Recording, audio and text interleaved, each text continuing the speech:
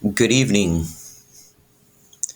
Um, Welcome to the channel, um, Mythic Age Books.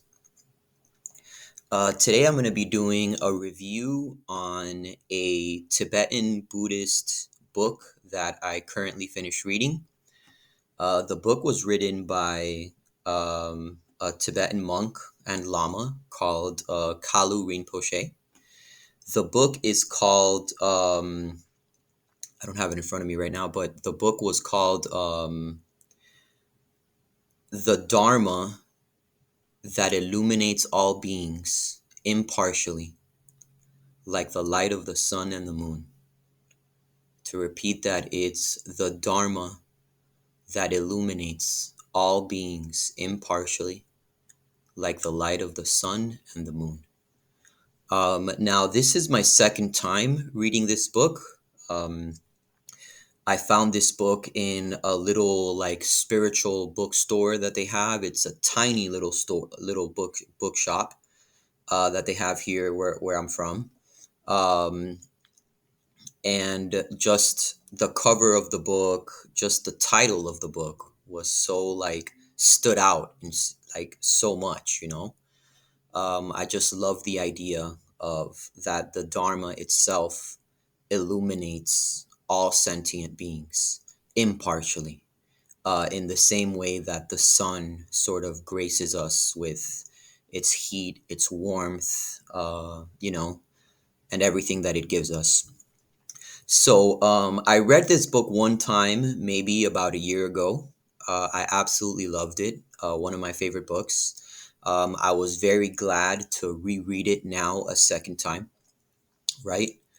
And the book, it's it has a lot of um, sort of a little bit of dense like information in it. Like there's a lot to go through. It's not what I would call necessarily a light read, but I did find that it was extremely inspirational and motivational. For me, I'm someone who is still very much like just learning about Buddhist practice and the Dharma. Um, it isn't something that I've been researching for many years, or I'm not a lifetime practitioner, but I'm very curious to learn more about it. I do think that it is very beneficial. It has been very beneficial to me so far. So, the book kind of starts by giving a little bit of background information into the author, Kalu Rinpoche. And he is from like a spiritual lineage in Tibet that goes back like decades, maybe even centuries. Like I don't know the exact name of the lineage, but he was born into this lineage. His father and grandfather were all a part of this Tibetan Buddhist lineage that he is sort of teaching. And so one of the things that it says is that, like, at least in the beginning of the book, it gives a little bit of biographical information about his life. So it talks about his family, about how he grew up, the fact that he was sort of recognized to be, like, sort of like a holy person, like a monk, I guess you could say, or a holy person, from the time that he was a child, even from before he was born. He was recognized as being some kind of like a holy emanation within his spiritual tradition. So, anyways, one of my favorite things about the book is that it says that when Kalu Rinpoche became of age, when he became somewhat of an adult, a young man, he left home and sort of became like a forest monk for about 10 years. He didn't have a home, he didn't have a place that he slept in every day.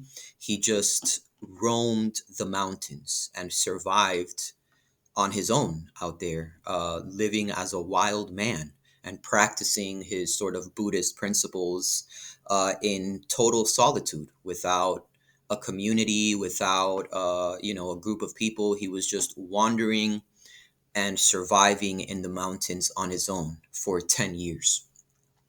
And the book sort of expresses that he absolutely loved doing that, that he didn't even want to come back to normal society, to his regular community.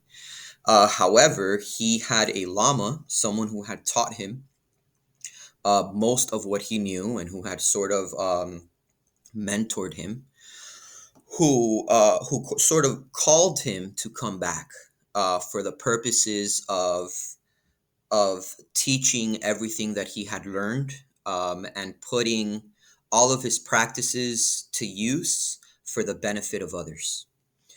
So, because he was called back for a specific spiritual, I guess you can say, a mission, he left the wilderness, the remote mountains, and came back to society in order to teach the Dharma. From there, the book goes on to actually another thing that sort of that the book touches on in the beginning of the book is the Tibetan Buddhist perspective on the afterlife, which in the book they call the bardo, which is essentially what happens after a person passes away, like what happens inwardly, what happens to the body. Obviously, Tibetan Buddhists ascribe, not only the Tibetan Buddhists, but Buddhists and many Indian traditions ascribe to the belief in reincarnation. That people are born again and again and again here in this life, in this world. Um, Sometimes it could be as a human being. It could be as an animal. It could be as many different things, depending on a person's karma. So the book sort of gives not a very detailed, but maybe like a concise explanation of what they believe happens in the bardo. Like they explain how many days it takes, how many weeks it takes for, let's just say, a person who has died to be reincarnated and brought back into the world.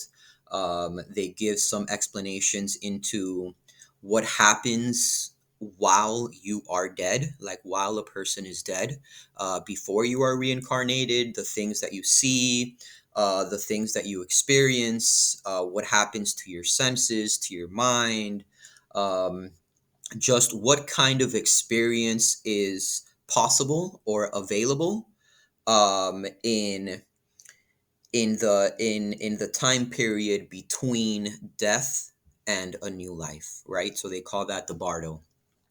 And that was also something which I found pretty fascinating, because I don't think I've ever been exposed to a perspective which gives in detail. Of course, it comes down to things like faith, whether a person believes those kind of things, but I've never seen in another tradition sort of like a kind of step by step explanation of what happens immediately after you die, the next day, the way that you experience things, how time passes or not. So just their sort of precise explanation of the time between death and life, I found to be very impressive and very interesting. From there, he does do a sort of like a unique explanation of the Four Noble Truths, right? Which is foundational to all Buddhism. So his sort of Tibetan Buddhist perspective on the Four Noble Truths is very revealing, and it's very unique, I would say, towards like other perspectives that I've read within Buddhism about the Four Noble Truths. Um, So I don't know. It was certainly something that spoke to me. That I very much enjoyed reading. That I found a lot of inspiration from. I would totally recommend. I guess the book. I'm gonna be putting some pictures of the book and maybe Kalu Rinpoche here in this presentation along the way.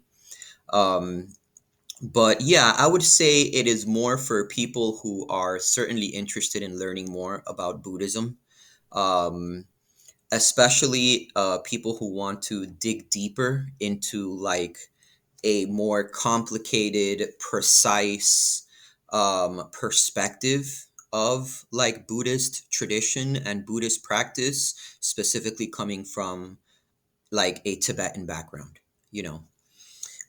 So anyways, I think I'm gonna leave this video here. We're at about 9 or 10 minutes. And I will do a part two to kind of talk about what else the book talks about.